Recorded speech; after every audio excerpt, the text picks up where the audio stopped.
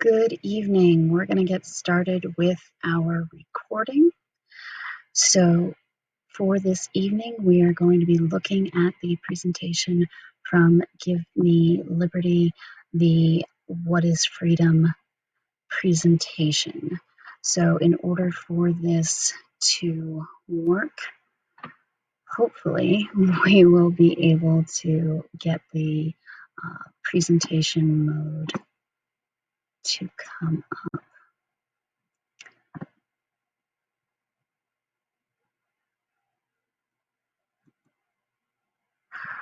So, if you are following along with the presentation in your modules, this is in our first module.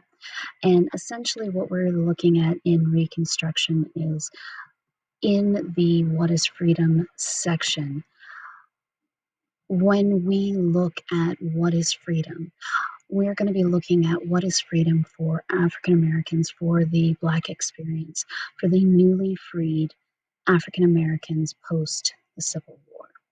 And essentially, what happens is often when defining freedom for African Americans post the Civil War, a lot of the well-intentioned individuals, whether you're looking at the radical Republicans or the moderate Republicans, after the Civil War, their intention was to create an opportunity for the newly freed slaves to be able to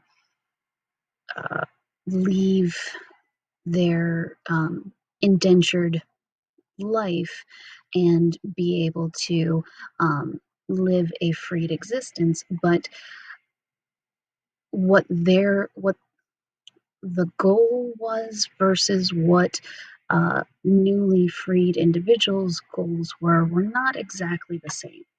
And understanding the difference in perspective really does enlighten us into the fact that there is a truly disparate understanding of these two populations. We also probably should clarify some terminology. The Republican Party of the 1860s is not the Republican Party of today.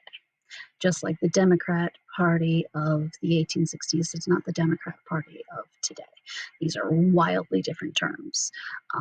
So we will get into that more in a little bit.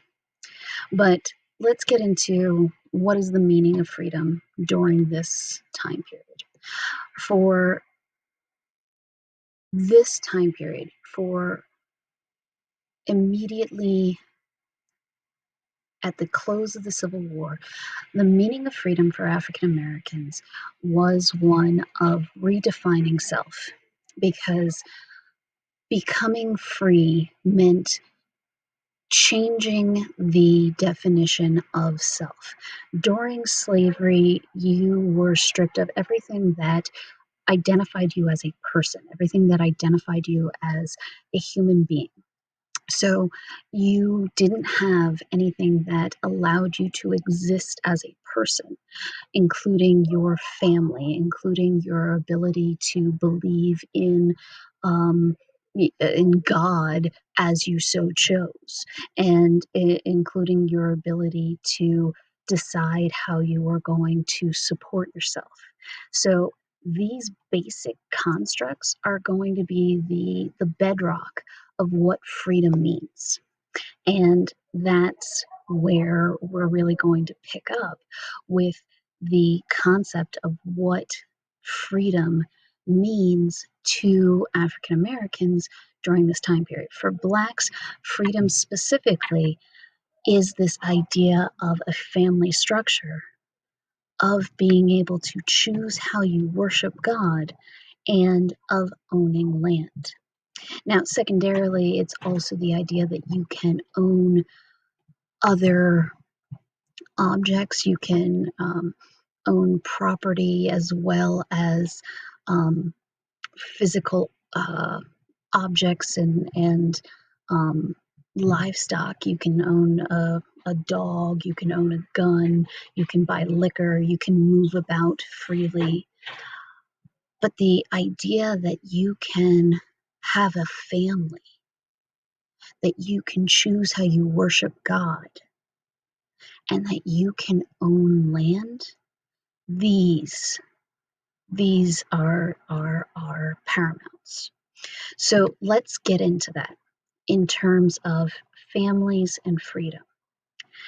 One of the first stops in emerging from slavery for many individuals was tracking down family members that had been sold off either as a part of punishment or a part of controlling individuals from being able to um, go somewhere or being able to do something that empowered you to be able to feel any sort of power or conviction.